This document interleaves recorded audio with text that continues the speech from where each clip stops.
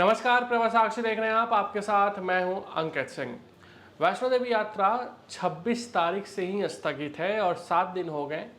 अभी भी यात्रा कब शुरू होगी इसको लेकर आधिकारिक तौर पर कोई बयान श्राइन बोर्ड की ओर से नहीं आया है। हालांकि जो भूस्खलन हुआ था उसको लेकर लगातार मरम्मत का कार्य चल रहा है, लेकिन बारिश अभी भी वहाँ हो जा रही है, जिसकी वजह से जो मरम्मत का कार्य है उसमें बाधाएं आ रही हैं। और वैष्णो देवी यात्रा कब शुरू होगी इसको लेकर भी कुछ भी श्राइन बोर्ड अब तक नहीं कह रहा है।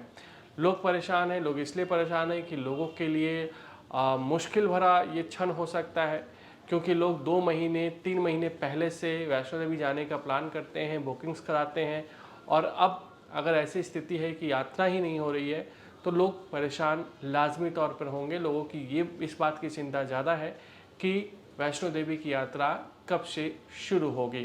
तो ऐसा कहा जा रहा है, स्थानीय जो चर्चाएं हैं वहाँ पर कटरा में, कि 2 से 3 दिनों के बाद ही यात्रा शुरू हो पाएगी। आपको बता दें कि कम से कम 3 से 4 तारीख तक अभी भी यात्रा स्थगित रहने की संभावना है। हालांकि आखिरी फैसला श्राइन बोर्ड को लेना है, हो सकता है कल भी यात्रा शुरू हो जाए, लेकिन जो कहा जा रहा है, जो बातें कही जा रही है कि 2 से 3 दिन अभी भी मरम्मत कार्यों में लगेगा, क्योंकि भूस्खलन के बाद कई जगह दरारें आई हैं, कई जगह छुटपुट घटनाएँ हुई हैं, कई जगह भूस्खलन हुआ है, चाहे हिमकोटी मार्ग हो, चाहे सांझी छत मार्ग हो, चाहे जो ताराकोट मार्ग हो या फिर बाणगंगा मार्ग हो, ये जगह जगह पर भूस्खलन हुआ है। और वैष्णो देवी श्राइन बोर्ड जो है ये सुनिश्चित कर लेना चाहता है कि खतरा जो है वो आगे ना बनी रहे, क्योंकि भूस्खलन कब होता है, जब ज़्यादा बारिश के बाद अगर धूप भी तेज़ होती है तो भूस्खलन की आशंकाएं बनी रहती है, और उन तमाम आशंकाओं को श्राइन बोर्ड अपनी तरफ से ख़त्म कर लेना चाहता है। उसके बाद ही यात्रा को शुरू करने की इजाज़त दी जाएगी। अभी भी जांच कमेटी वहां का दौरा कर रही है, घटनास्थल का जांच कर रही है, और उसका भी रिपोर्ट 1 सप्ताह के भीतर एलजी को सौंप दिया जाएगा। ये तो रही हमने बताई आपको बात कि यात्रा को लेकर ताज़ा अपडेट क्या है। मौसम की बात करें तो अभी भी वहाँ पर कल जैसा कि 31 तारीख को ज़बरदस्त बारिश हुई। हालांकि आज सुबह में धूप जरूर खिली थी, लेकिन दोपहर के बाद बादल भी कटरा में देखने को मिले हैं। दूसरी तरफ अगर हम बात करें स्थानीय यानी कि कटरा बाज़ार की, तो कटरा बाज़ार पूरी तरीके से सूना है। लोगों को भेज दिया गया है, और साथ ही साथ जो एशिया चौक से लेकर बाणगंगा तक का आसपास जितने भी होटल्स थे उनको भी खाली करा लिया गया है। होटल्स की भी निगरानी की जा रही है। इसका बड़ा कारण ये है कि कई जगह भूस्खलन हुआ है, होटल्स की दीवारों में दरारें आने की भी खबरें हैं, और इसलिए सुरक्षा के लिहाज से जो स्थानीय प्रशासन है वो हर तरह का कदम उठा रहा है, ताकि आने वाले दिनों में इस तरह की घटनाएं फिर से ना हो। अब ट्रेन को लेकर बड़ा अपडेट दे देते हैं। तो ट्रेनों की जो बात है, ट्रेन अभी भी सुचारू रूप से चालू नहीं हुई हैं। इसके 2 कारण हैं। जो उधमपुर के बाद और कटरा के पहले जो चीज़ें हुई थी, हवा में पटरियाँ लटकी थी, उसको दुरुस्त कर लिया गया है, लेकिन अभी भी वहाँ काम जारी है। ऐसे में वहाँ बहुत ज़्यादा ट्रेनों के आवागमन की इजाज़त नहीं दी जा सकती है।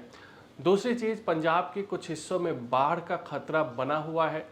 पंजाब के कुछ हिस्सों में कई जगहों पर चीज़ें अभी भी सही नहीं है, ठीक नहीं है, और इसलिए सुरक्षा के तौर पर रेलवे ने तमाम ट्रेनों को अभी भी स्थगित रखने का फैसला लिया है। हालांकि 2 ट्रेनों को आज से चालू किया जा रहा है। 2 ट्रेनें, आप गौर कीजिए, 2 ट्रेनों को आज से चालू किया जा रहा है, यानी कि इन 2 ट्रेनों में अगर आपके रिजर्वेशंस हैं तो आप कटरा तक तो पहुंच सकते हैं, आप जम्मू तक तो पहुंच सकते हैं, लेकिन अभी भी आपको श्राइन बोर्ड की ओर से यात्रा शुरू करने का इंतज़ार करना होगा, क्योंकि यात्रा अभी भी शुरू नहीं हुई है। तो जिस तरीके से सिर्फ 2 ट्रेनों को इजाज़त मिली है, एक तो उत्तर संपर्क क्रांति एक्सप्रेस जो कि दिल्ली और कटरा के बीच चलती है,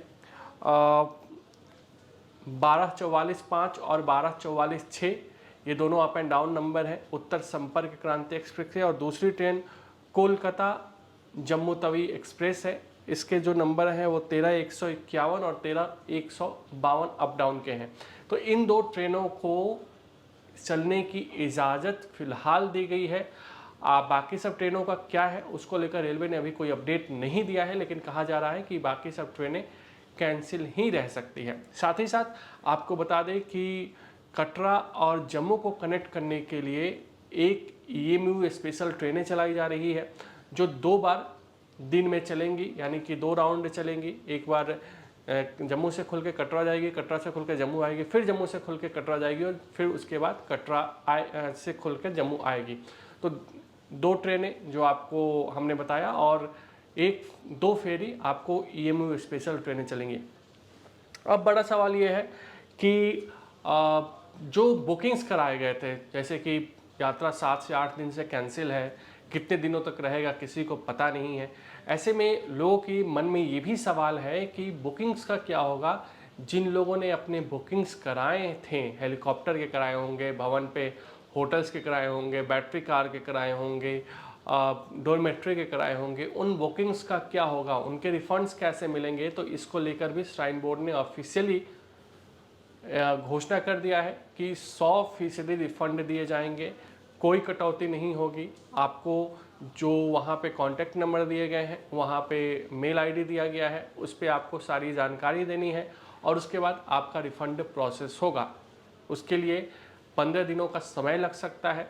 हालांकि अगर यात्रा कल से शुरू हो जाती है तो कल का जिसकी बुकिंग होगी या परसों की जिसकी बुकिंग होगी उसका कोई रिफ़ंड नहीं मिलेगा। तो ये भी आपको गौर करने योग्य बातें हैं।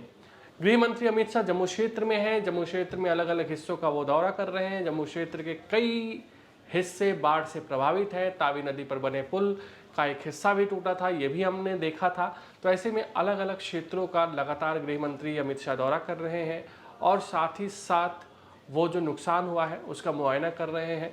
माना जा रहा है कि वैष्णो देवी में जो हादसा हुआ है उसको लेकर भी जो LG और मुख्यमंत्री के साथ अमित शाह की बैठक हुई है उसमें बात जरूर हुई होगी। अगर आप भी लेना चाहते हैं देश दुनिया की तमाम जानकारी तो आज ही सब्सक्राइब करें हमारे चैनल को। साथ ही नीचे दिए बेल आइकन को जरूर दबाएं ताकि हर अपडेट आप तक पहुंच सके।